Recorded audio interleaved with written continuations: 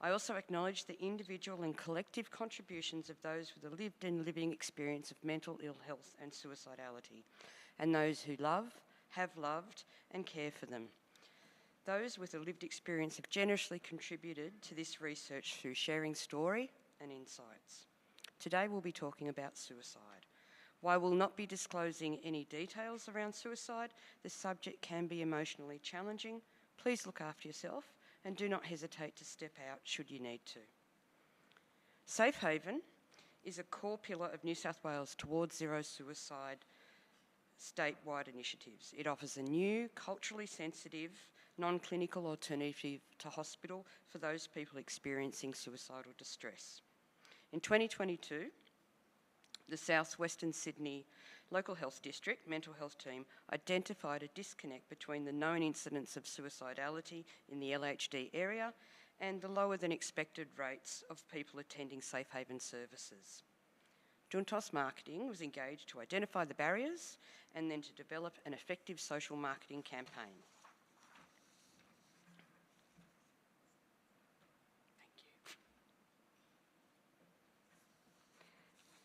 This is Ray. Ray has struggled with suicide ideation on a daily basis. Ray experiences a sense of isolation and a sense of blame for her illness. In times of crisis, when she seeks help at the ED, it has not been helpful for her. There are long waiting times, it's noisy, it's chaotic, and there is poor time clinicians. Ray often leaves this service feeling worse than when she arrived. Unfortunately, Ray is not alone in wanting to end her life. Every year, more than 3,000 Australians lose their life to suicide, which is twice the rate of motor vehicle accidents. Men are most at risk, 80% of those completing suicide, while women overrepresent those attempting suicide. Suicide stubbornly remains the biggest killer of our young people in this country. The ripple of suicide death is immense. Every death impacts family, friends and community. Research indicates each suicidal death directly impacts more than 130 people. It can result in complicated, extended grieving process, and worryingly, it can have a contagion effect. Of those people who die by suicide, it's estimated 80% of people have not accessed mental health services, and people who do attend ED report their needs are not met. For Ray, an alternative service that provides a safe and supportive environment where she can receive help and support without stigma associated with traditional mental health services is critical to her well-being.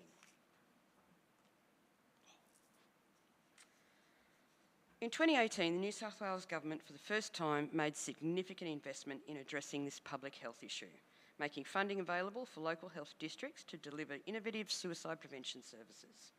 Safe Havens are a non-clinical space that are designed to be safe, non-judgmental environment for people experiencing suicidal thoughts. They're located across New South Wales and they are part of the New South Wales Towards Zero Suicide initiative. It's a free service, no referrals necessary. People can attend the service as much as they like, and importantly, they're seen as soon as they arrive through the door. The Safe Havens are staffed by trained peer workers. We have close reporting lines to our mental health teams, and the peer workers use storytelling as an important tool in their approach. Safe Havens are designed to take a proactive approach to reducing an individual's risk of suicide or self-harm and empower that person who's experiencing suicidal distress. South West Sydney has been operating Safe Haven services for more than 4 years across 2 sites, employing the largest peer-led service workforce in the state.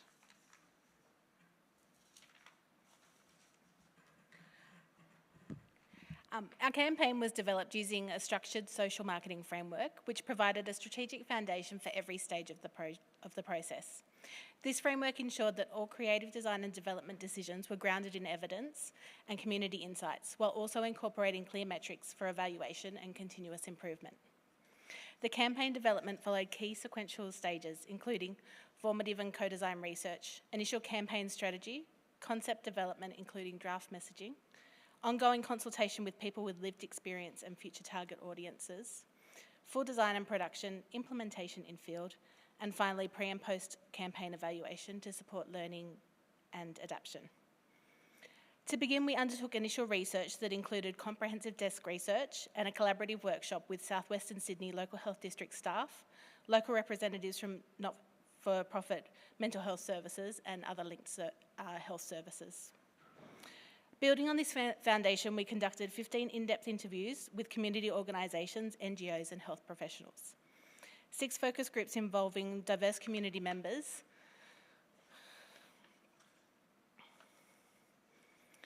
Insights from this research and consultation phase were invaluable. They revealed key barriers to attendance and helped us identify culturally relevant and community accepted approaches to overcome these challenges, or at least work towards it. With this understanding, we developed a compelling campaign built around authentic storytelling, enriched with localised insights. This creative approach successfully elevated both awareness and community engagement, driving a measurable increase in attendance. One of the most critical early insights from our research was that a major barrier to visitation was low awareness of safe havens, particularly outside of the mental health sector. While mental health professionals were often aware of the service, other health professionals and community members were not. Additionally, we found that people were far more likely to consider trialling the service if they had a clearer understanding of what actually happened inside, a sense of what's behind the fence. This insight became a cornerstone of our campaign strategy.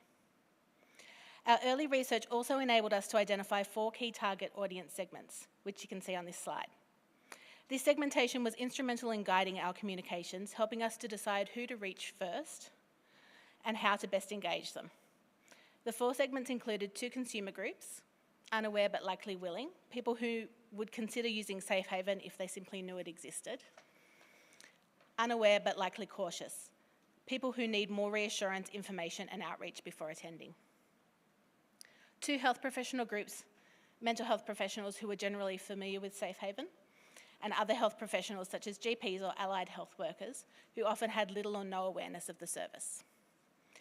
Our initial core campaign efforts focused on the largest and most responsive groups: unaware but likely willing consumers and health professionals as referrers.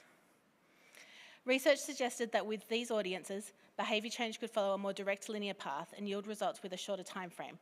Conversely, the more cautious consumer segments and lesser informed health professionals required longer-term tailored approaches. To deeply understand community needs and perceptions, we conducted 6 co-designed groups involving a cross-section of local people. These sessions uncovered 4 major insight themes that significantly shaped our campaign approach. Help seeking during crisis can be extremely difficult. There is often too much responsibility placed on individuals to reach out, particularly in moments of vulnerability. This reinforced existing barriers to access timely support. Some services are not perceived as truly safe or welcoming. There is often limited understanding of the broader impacts of mental health issues or a suicidality diagnosis. This contributes to stigma and discourages people from engaging with services. People want to know exactly what to expect before they walk through the door. There was a lack of accessible, clear information about what actually happens at Safe Haven.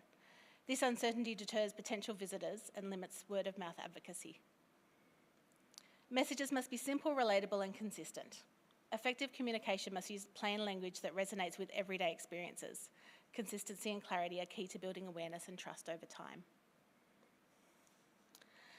Following this consultation, we gained a clear understanding of how local people wanted to receive information, what types of messages were most effective and what barriers needed to be addressed to overcome support and to support engagement. In addition to the general South Western Sydney population,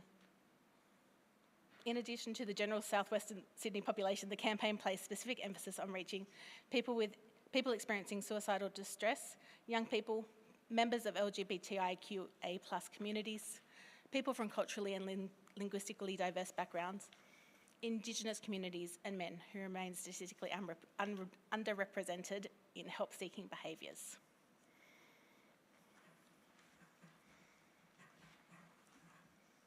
Key objectives of the campaign were to build awareness and understanding of what Safe Haven is, to promote its unique non-clinical approach as well as reduce concerns and encourage trial.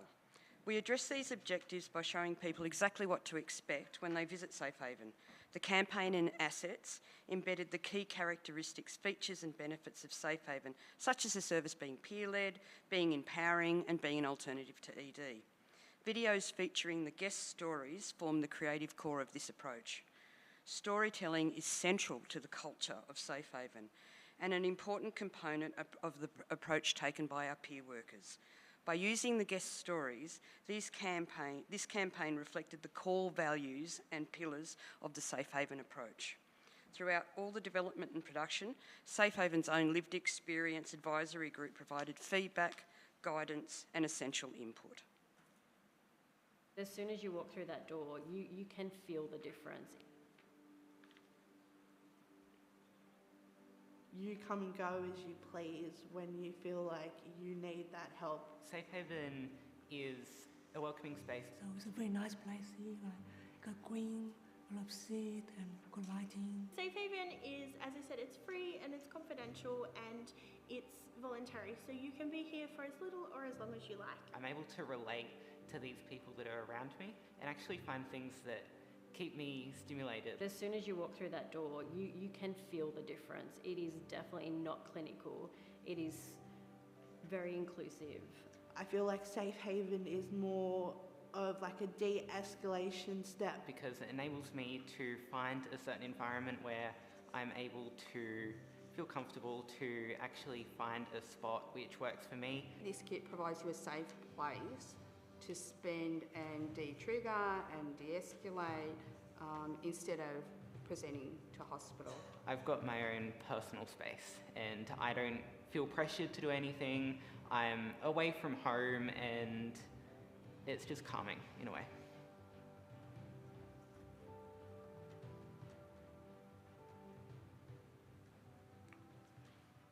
Well, that still gives me the feels. A lot of those peer workers are still there and still delivering such a great service, so yeah, still gives me the feels. All the collateral was designed to have clear, consistent and inviting messaging with a consistent look across all of the elements. The core videos were supplemented by other campaign materials including signage, out-of-home advertising, social media, paid and organic, appointment cards and bookmarks, photographies, posters, informative flyers and a landing page. We created tailored brochures for health professionals, which were different to the brochures that we created for consumers.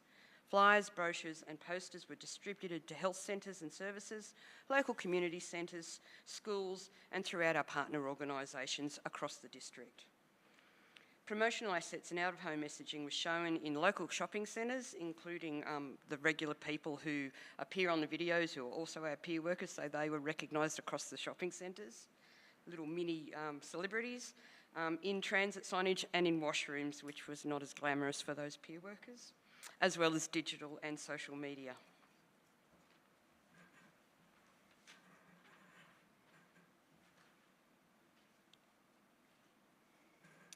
We conducted pre and post evaluations in March and July, respectively, using an independent online panel for a sample of 75 for each wave, drawing respondents from the Southwest and Sydney local area.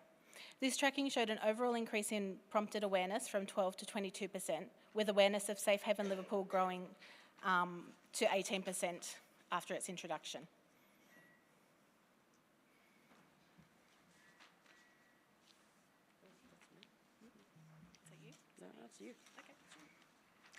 There's also been a steady increase in attendances since launch at both Campbelltown and Liverpool's Safe Haven services.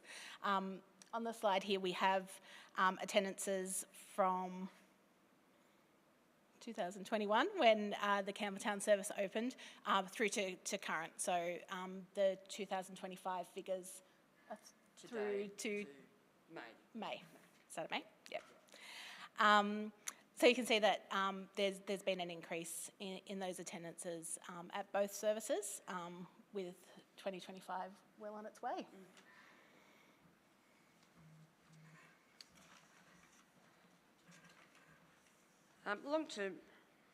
There we go. Beyond the campaign. This campaign has been recognised as a finalist in several highly respected awards. It was a runner-up in the Australian Marketing Institute National Best for Purpose Campaign 2024 and a finalist in the New South Wales Life Prevention Australia Awards. in the categories of innovative practice and research and outstanding contribution. Leaning into Juntos research to target promotional activities, we're developing a more inclusive service. We are developing resources to reach culturally and linguistically diverse communities, working with community groups, faith leaders and schools. We're co-designing resources for young people from Arabic backgrounds. We are excited to partner with our local Aboriginal men's group who are building an Indigenous garden right next door to Liverpool Safe Haven. The garden will feature medicinal plants, a yarning circle and a sensory trail, and that will welcome guests into a space where they can chill out. We are stretching our traditional understanding and boundaries of how we outreach to community to build trust. We've had movie nights for young people, a rainbow celebration during Pride Week, and a men's event featuring the local chapter of a bikies group. We share our learnings across sectors through conferences and presentations, never missing the opportunity to talk about suicide in a frank and empowering way.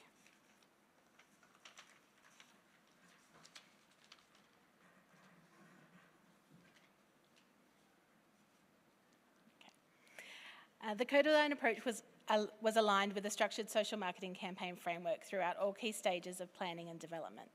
The framework we used incorporated metrics for evaluation to determine a baseline and impact measure of community awareness. We also measured performance by tracking Safe Haven numbers of guests' attendance at the Campbelltown and Liverpool facilities.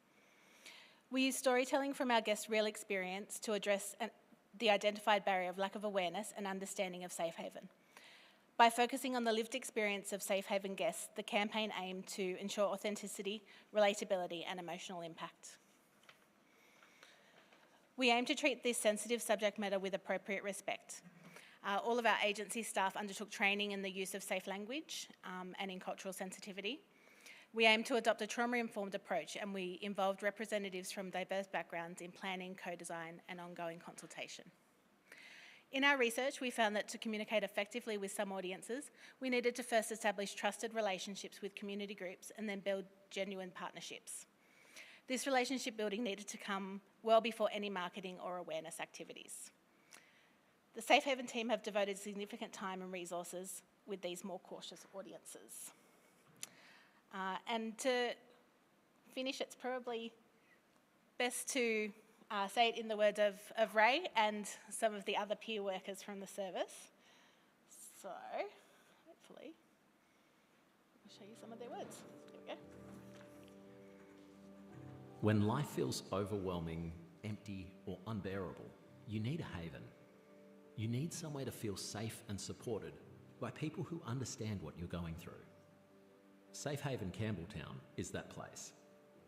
A dedicated space to support those in suicidal distress. Safe Haven is here to listen and provide immediate and professional support for free. Our goal is for our guests to leave feeling like they're in a safer and better place than they were coming in. Our peer support workers use a new and different approach to manage crises. They are also here to handle emergencies and connect guests to other services that can help. Here, the choice is yours, the space is yours. You take control of your mental health journey and choose how you want to be supported to stay safe, whatever that may look like. In times of despair and hopelessness, when you feel like giving up, know that you are not alone. Know that your safe haven is here.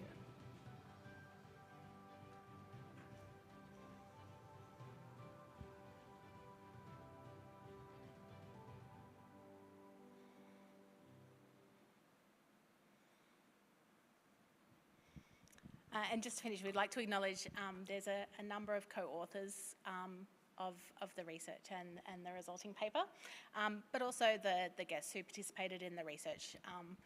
This campaign wouldn't have been what it was without them, and we really tried to show that we'd listened and really have that value come through as part of the campaign.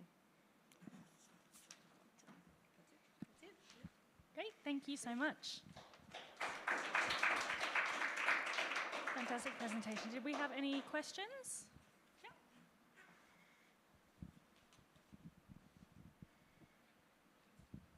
Thank you. That's an amazing story, and well done.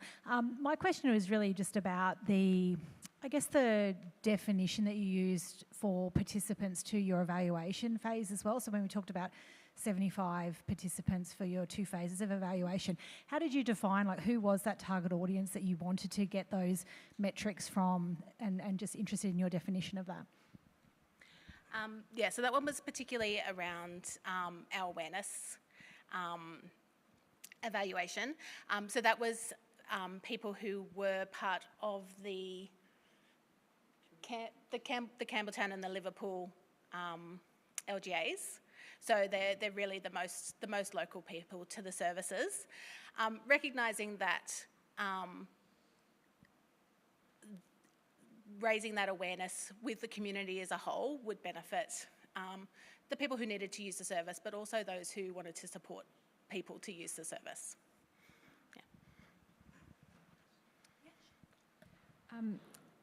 Congratulations on success. It looks like it's permeated the community, so that's always a great outcome. Is there any plan to roll out further? And I guess a second question that I had, which I'll ask at the same time, but it's not related to the first, is I have a feeling it's not a blast campaign. It's not like you're on air and you're off air. You're in community and for a period of time.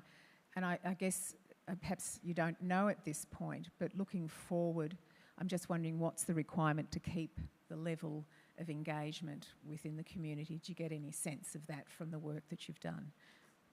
Yeah, sure. Really great questions. There are 22 safe havens across New South Wales. It's a New South Wales Health Initiative.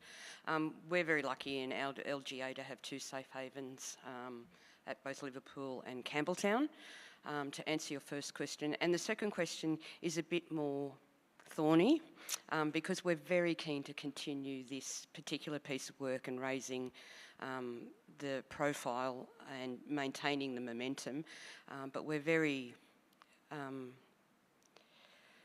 resource poor, particularly in New South Wales Health at this time. So we're really trying to find innovative ways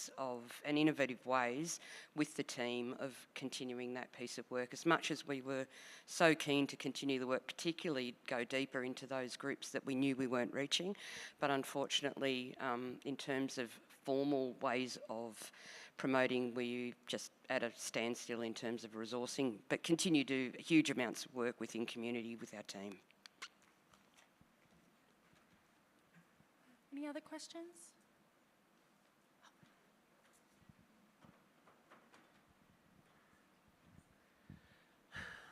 I'm a mom of 2 teenagers, and there's one fragment of the video, this young person saying being away from home and being in a safe haven is actually a good thing. I'm just wondering how much there is an emphasis of in the campaign about this is just a part of the safety network and partnerships and connections with other services that can actually support young people or people with issues.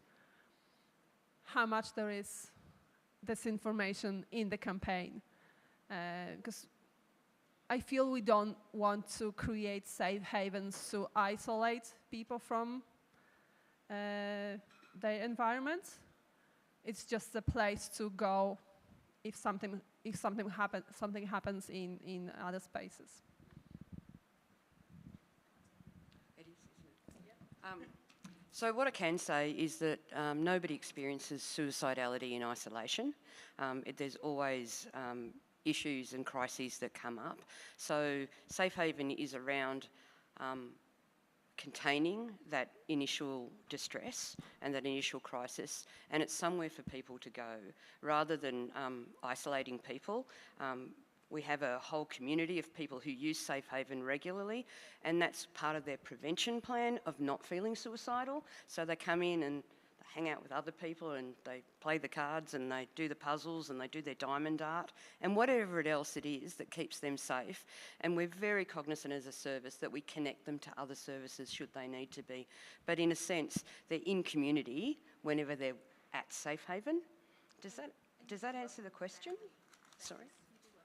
Oh yeah, we understand too, particularly for young people, that if there's a young person in distress, there's a caregiver who is in extreme distress at that point. So we offer that service, our young people, when they first attend, they must come with a responsible adult, whoever that happens to be, and we work with that person to talk about next steps forward and how we can listen to their story, because it's just as important as the young person's story. Does that answer the question? Great.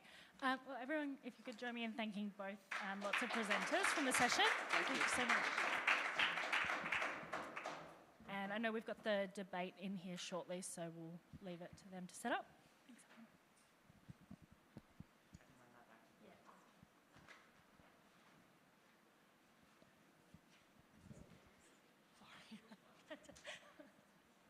I don't want to get on Rebecca's